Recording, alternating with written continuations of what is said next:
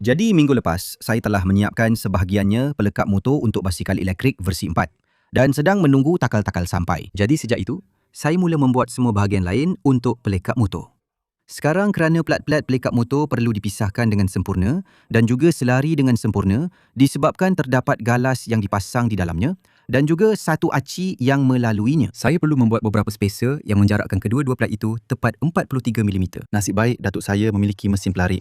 Jadi saya cukup bertuah dapat menggunakan mesin pelarik beliau untuk membuat spacer ini daripada beberapa tiub aluminium. Mesin pelarik itu juga membolehkan saya memendekkan panjang motor. Seperti yang saya sebutkan dalam video minggu lepas, bahagian hujung motor itu menghalang engkol pedal. Jadi dapat memotong bahagian itu dan menjadikannya kelihatan agak kemas memang sangat berguna. Beliau juga mempunyai mesin pengisar. Jadi saya boleh mengisar bahagian rata di hujung aci pemacu sekunder supaya apabila saya memasang takal pada aci pemacu, ada bahagian rata untuk skru pengunci mencengkam dengan kukuh. Takal-takal itu tiba tidak lama selepas itu dan tiba masanya untuk memasang bahagian lain basikal. Tetapi di sinilah masalah pertama muncul. Kamera saya kehabisan bateri. Sekarang saya tak pasti cara terbaik untuk menyalahkan diri sendiri.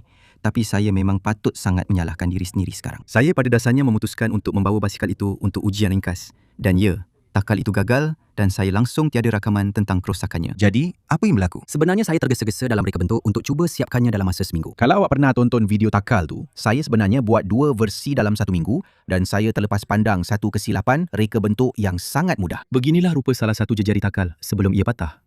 Dan beginilah rupa ke-6 jejari takal itu sekarang. Nampaknya terdapat terlalu sedikit bahan di sekeliling lubang bolt di bahagian bawah jejari yang apabila tork dikenakan dari motor, ia memberikan daya ke atas pada bolt kanan dan daya ke bawah pada bolt kiri sehingga mencabut bolt kiri keluar dari lubangnya. Sekarang, sebab mengapa terdapat begitu sedikit bahan pada bahagian ini adalah kerana takal itu perlu muat di atas hub brake cakra pada roda yang berdiameter 52mm. Jadi, sebelum saya selesai mereka bentuk jejari, saya terpaksa memotong lubang berdiameter 52mm di bahagian bawah semua jejari supaya ia boleh muat di atas hub ini. Sebenarnya, saya telah melakukan beberapa analisis struktur atau simulasi dalam Fusion 360 pada jejari ini sebelum memotongnya. Namun, saya mendapat beberapa keputusan yang tidak boleh dipercayai. Oleh kerana saya tidak tahu berapa banyak tork yang sebenarnya dihasilkan oleh motor elektrik ini, saya terpaksa merujuk semula kepada salah satu video basikal elektrik versi 3 saya yang menggunakan motor yang sama. Saya juga akan letakkan pautan kepada motor tersebut dalam keterangan di bawah kerana beberapa orang bertanya dalam video saya yang lepas. Dan apa yang saya dapati ialah, basikal itu memecut dari 0 ke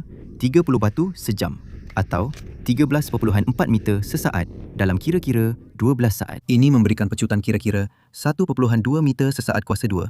Dan kerana jisim basikalan saya adalah kira-kira 110 kilogram, ia memberikan daya kehadapan sebanyak 132 Newton. Dengan jejari tayar 0.325 meter, ini memberikan tork purata 42.9 Newton meter. Sekarang, kerana ini adalah tork purata, saya tidak pasti berapa sebenarnya tork puncak itu. Ia mungkin jauh lebih tinggi daripada ini. Dan tambahan pula, basikal elektrik versi 4 digiakan untuk 20% tork tambahan. Tetapi, 20% kurang kelajuan maksimum. Jadi apa yang saya akan lakukan ialah saya akan gandakan nilai tork ini sebagai faktor keselamatan. Jadi, mari kita gunakan 85.8 Newton meter. Jadi, kerana jejari takal ialah 0.14 meter dan tork ini perlu dibahagikan antara 6 jejari yang berbeza. Pada asasnya, satu jejari takkan perlu menahan daya sebanyak 102 Newton di hujungnya. Yang mana apabila nilai-nilai ini dimasukkan ke dalam simulasi Fusion 360 memberikan faktor keselamatan sebanyak 2.16 yang pada asasnya bermaksud jejari takal sepatutnya mampu menahan 2 kali ganda daya tanpa patah. Sekarang untuk anda jurutera di luar sana, saya memang menggunakan saiz jejaring paling kecil yang mungkin dan ini mengambil masa yang agak lama untuk komputer saya mengiranya. Tetapi saya terpaksa lakukannya demi mendapatkan keputusan yang paling tepat. Namun, ia masih belum betul. Jadi, jelas sekali, selepas takal sebenar itu musnah, saya memutuskan untuk kembali kepada simulasi Fusion 360. Dan saya sedar bahawa saya telah menjalankan eksperimen itu dengan cara yang salah sama sekali. Pada asalnya, saya telah menetapkan takal pada lubang bolt di bahagian bawah sini dan kemudian mengenakan daya mendatar pada lubang di sini. Tetapi apa yang saya tidak ambil kira ialah lubang bolt ini boleh tercabut. Jadi apa yang saya perlu lakukan ialah saya perlu ubah simulasi dan pada dasarnya gunakan kekangan bolt dalam Fusion 360 untuk mengikat lubang-lubang ini pada hub palsu dan ulang semula simulasi itu. Ini memberikan hasil yang kelihatan lebih tepat dengan faktor keselamatan 0.87 yang pada dasarnya bermaksud ia akan patah. Saya bawa ujian ini selangkah lebih jauh dan saya sebenarnya ambil jejari lama, pasangkan pada hub dan kemudian kepit hub itu dalam ragum. Saya letakkan ia ke arah bertentangan supaya ia akan mengoyakkan lubang bolt yang satu lagi. Dan ini akan memberikan ujian yang agak tepat walaupun satu bahagian jejari itu sudah pun patah. Kemudian saya gantung pemberat di hujung jejari itu dan uji berapa banyak daya yang boleh ditanggungnya. Okey, ini adalah ujian pertama dengan 10 kilogram. Nampaknya ia boleh menampung 10 kilogram. Tetapi kelihatan seperti ia sedang berubah bentuk. Saya tak pasti sejauh mana anda boleh nampak. Tapi memang ada sedikit perubahan bentuk di sekitar lubang bolt di sini. Okey, jadi saya telah menaikkan berat kepada 11.25 kilogram. Dan perlahan-lahan menurunkan berat.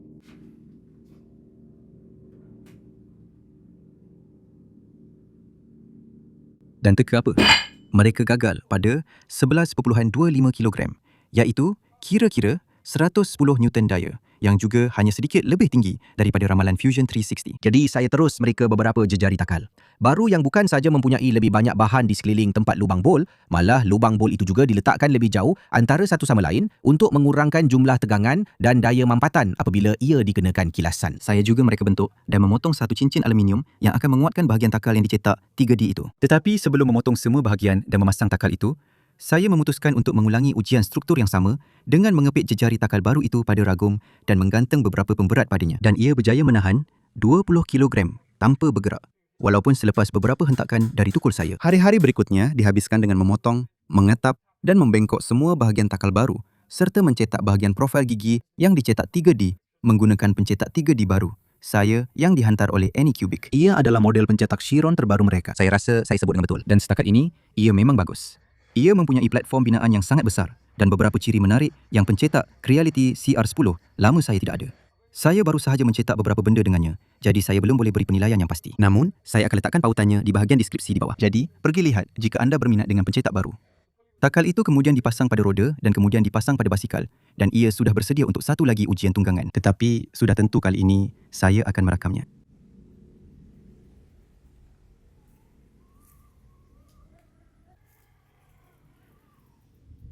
Ya, ia telah lulus ujian pertama, iaitu melebihi kelajuan berjalan. Kemudian, sedikit lagi tort, menyebabkan tali sawat tergelincir. Masa untuk tambah lagi ketegangan.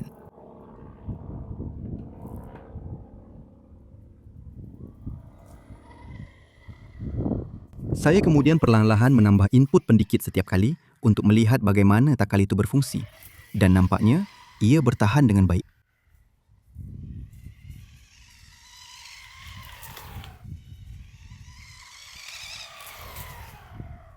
Namun, masalah tidak berakhir di situ. Takal nampaknya dapat menahan semua daya sekarang. Jadi itu semua sudah selesai. Tetapi saya cuba untuk membuka beberapa takal kecil untuk meletakkan thread lock pada skru group dan ia langsung tidak bergerak. Walaupun kedua-dua skru group telah dikeluarkan dari setiap takal dan saya juga memanaskan takal itu untuk cuba mengembangkan ia pada aci, ia tetap tidak tanggal. Pada dasarnya, apa yang berlaku ialah aci keluli tahan karat itu agak lembut dan skru group yang mencengkamnya pada aci telah masuk ke dalam keluli tahan karat itu. Dan daripada torque motor itu, skru group itu pada dasarnya telah memecahkan sedikit bahagian keluli tahan karat itu. Dan serpihan ini telah tersekat dalam aluminium pada takal. Pada dasarnya mengunci takal itu pada aci. Selepas banyak mengetuk dengan tukul dan menggunakan pelayar pada takal sambil cuba untuk tidak merosakkan jiji takal, akhirnya saya berjaya menanggalkannya. Namun, saya kemudian perlu mencari aci keluli tahan karat yang dikeraskan atau aci keluli yang dikeraskan sebagai pengganti. Saya kemudian sedar bahawa saya masih ada motor lama dengan ACE 8mm lama yang merupakan ACE keluli yang dikeraskan. Jadi saya memutuskan untuk memasangnya pada basikal dan semuanya berjalan lancar. Sekarang basikal sudah sedia untuk saya pasang semua elektronik dengan betul dan menyiapkannya, kemudian melakukan ujian tunggangan yang sebenar. Sebenarnya, tidak juga. Saya juga perasan semasa menunggang basikal pada kelajuan tertentu, kira-kira 20 batu sejam, basikal mula bergetar dengan agak kuat. Dan saya rasa ini adalah sejenis frekuensi resonan yang disebabkan oleh tali sawat kecil atau aci pemacu sekunder. Saya cuma perlu hentikan video ini seketika untuk beberapa saat. Saya turun ke bengkel untuk merakam getaran pada peringkat pengurangan takal yang pertama. Dan nasib baik, sebenarnya tiada apa-apa yang salah dengan reka bentuk saya. Tetapi malangnya, ada kecacatan reka bentuk atau sesuatu yang tidak kena dengan motor baru yang saya ada. Saya minta maaf jika audio agak kurang jelas. Saya hanya merakam ini menggunakan telefon saya. Tetapi biar saya cuba tunjukkan kepada anda. Saya telah menanggalkan semua tali sawat dan getaran itu masih berlaku. Jadi nampaknya motor itu tidak seimbang. Jadi seperti yang anda boleh lihat di sini, ini adalah aci keluaran motor. Dan tiada tali sawat yang disambungkan kepada pengurang kelajuan ini dan kemudian Roda belakang jelas diputuskan dari tali sawat atas sebab keselamatan. Dan jika saya menekan pendikit pada RPM tertentu, anda akan dengar getaran yang sangat kuat.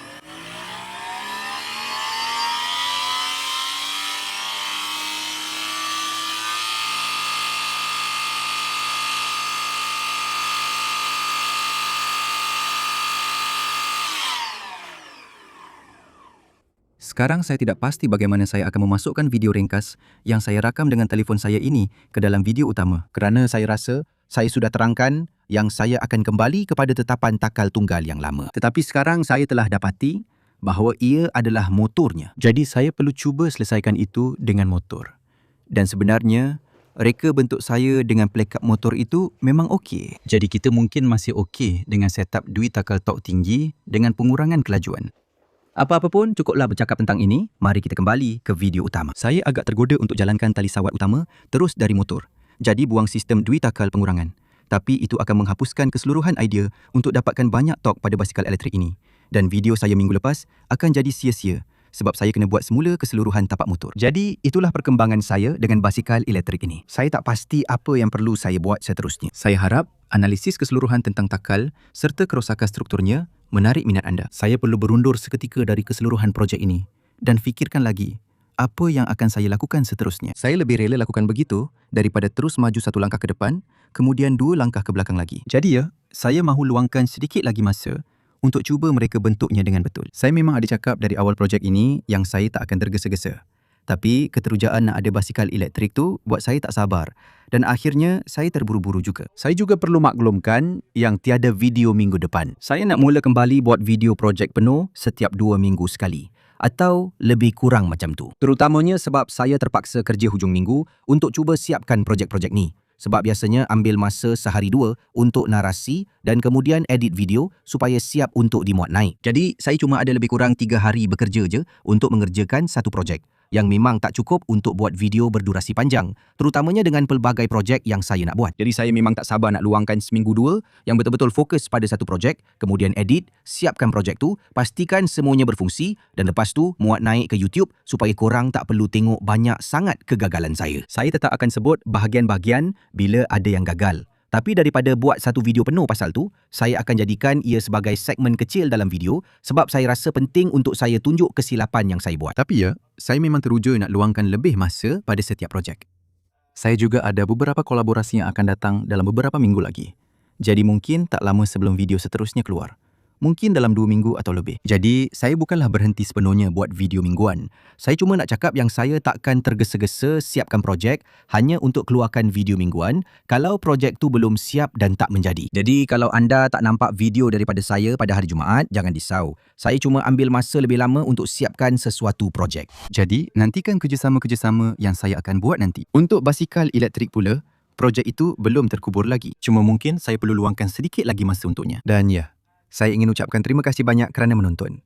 Dan jika anda suka video ini, sila tinggalkan tanda suka. Jika anda baru ke saluran saya, sila langgan. Ribuan terima kasih kepada semua penyokong saya kerana menyokong saya. Kamu semua yang memungkinkan video yang tak keluar setiap minggu ini. Saya akan memuat naik kandungan di sebalik tabir, jadi kamu boleh tengok apa yang saya sedang buat melalui foto di Patreon. Jadi, bukan video penuh setiap minggu, tetapi saya sekurang-kurangnya akan memuat naik gambar di Patreon. Jika kamu ingin tahu apa yang saya sedang lakukan pada bila-bila masa. Terima kasih sekali lagi kerana menonton dan saya akan jumpa kamu dalam beberapa minggu lagi. Selamat tinggal.